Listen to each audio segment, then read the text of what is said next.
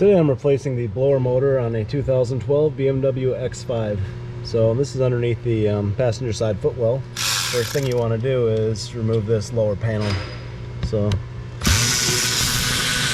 just a few screws here.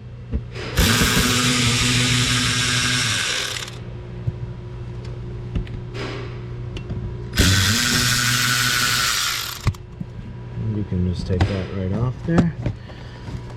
Little plug here you have to undo for the dome light. Take this panel and set it out of your way.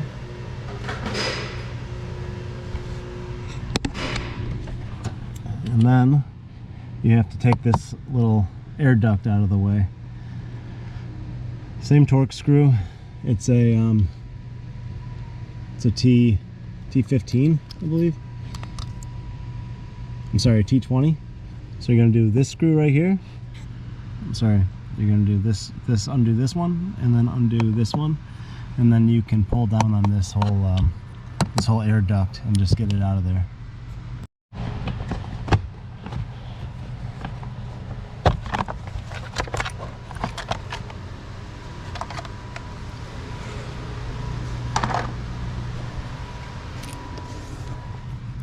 Now here's your blower motor.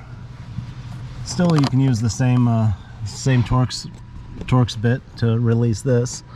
And if you look up there, you can see a Torx screw up here, up high, one there, and one behind this wire. You can just move this out of the way and release that. You can see this thing fits up there on these little guide pins, so it makes it a little bit easier when you're going to install it. But sometimes it helps to take a look at your new one first. Here's the new one. This particular one came with the resistor, the else resistor, which is nice. I mean, it just needs a blower motor, but the resistor, you know, is a good idea to replace too. So when you're looking at the new one, you can see all the screws. This is where it goes through right here. It goes through the little dowel pin, and then here are the screw holes. Looks like there's only 3 of them, and then you can lower this straight down. Once it's hanging down, then it's a little bit easier to get to that plug. So I like to kind of undo those and then start dropping it down, and then release this plug, and then you can pull it all the way out.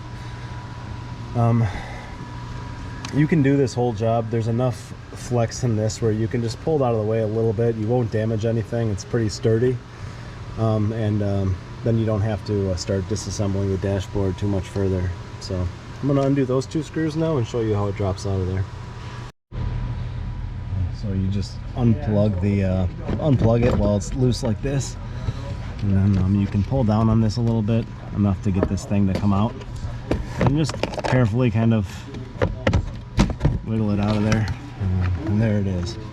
So you just have to be careful to kind of pull it towards the back of the car, so when this hooks on up here, you know, and then you can snake it right out. So reinstall it the same way, put it back into position, and put all your screws back in, and make sure this hole right here lines up with this pin that comes down, and on the other side the same thing back here, and that's it.